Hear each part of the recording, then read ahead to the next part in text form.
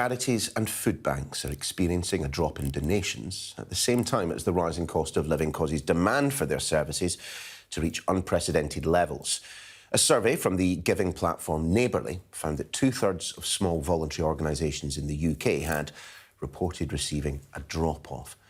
Sky's Milena Veselinovic is at a food bank distribution hub in Acton in north-west London for us this morning. Good to see you, Milena. And, well, it's just the news that food banks don't want to have, particularly at this time of year as well. Yeah, and this is a food distribution service. That means they take food that's left over from supermarkets and other retailers, and then they pass it on to things like food banks, charities, women's shelters, community groups that work with refugees. And it all starts here in this large warehouse in West London. You can see food all around me being packed into these vans. Over there, refrigerated vans, 17 of them, making their way to those most in need who will get this food, in some cases, by the end of the day. But it is hard because donations have been a bit slower to come in. We're joined by Torquati, who's the head of impact at City Harvest. Now, donations have been a bit slower to come in, but what you're really seeing is such an unprecedented demand, isn't it? Definitely, yeah. We have seen a drop in financial donations and it's been a struggle with food supplies. But the real story is this massive spike in demand, probably about 50% increase in demand from food banks and the other charities we serve. I was at a food bank yesterday and their numbers have gone up from 80 to 160 over the last month.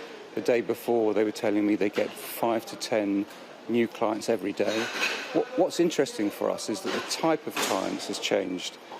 Traditionally, you'd think a food bank would have homeless people, people in desperate economic circumstances, but we're seeing people with relatively decent incomes. In fact, I was talking to a guy yesterday who was saying that he used to give to the food bank.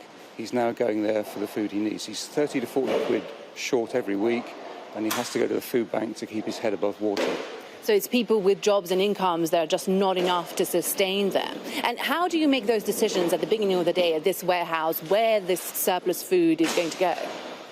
It's very difficult decisions we have to make. I mean, we service 350 charities, and in the end, we have to make quite a cold decision about we've got 40 mouths in one charity to feed and 100 mouths in another charity. If we can get to one of those only, we would go to the one with 100 mouths.